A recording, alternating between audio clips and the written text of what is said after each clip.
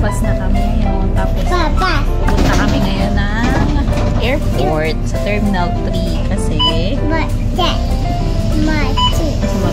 kukunin namin yung naiwan namin ng passport. Umuwi kami nung Monday. So, ngayon ay Saturday. So, thank God kasi nung nag-report namin siya nung Tuesday sa Changi Airport kasi feeling namin, naiwan lang namin yung pouch na may passport sa between arrival area ng Terminal 2 hanggang sa taxi. So, ang nangyari, nung na-realize namin nung Sabado na nawawala yung passport namin, yung pouch na yun, is nag-file na agad ako ng lost report sa Changi na website. Thank God, within that day din, nag-respond sila na nahanap na nila yung passport. Grabe, sobrang pasalamat namin. Kasi 3 passport yun eh. Kay MK, sa akin, sa kay daddy niya. So, grabe yung hassle na mangyayari talaga sa amin kapag kailangan namin magpagawa ulit ng passport, diba? Although, actually, baka this year or next year magpagawa na kami ng bago. Pero at least renewal lang, hindi yung loss of passport. Ang mahal din kasi, nag-check kami nasa 210 SGD ata per person yung mga nawalang passport.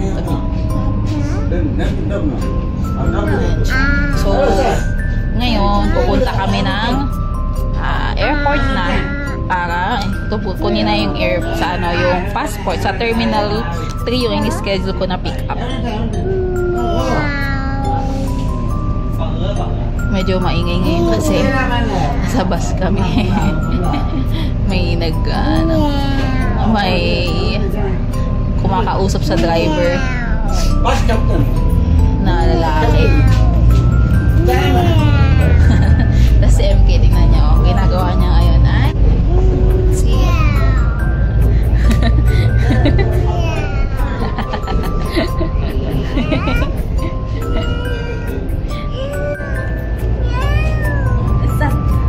not a dog. Dog yung pinabasa mo.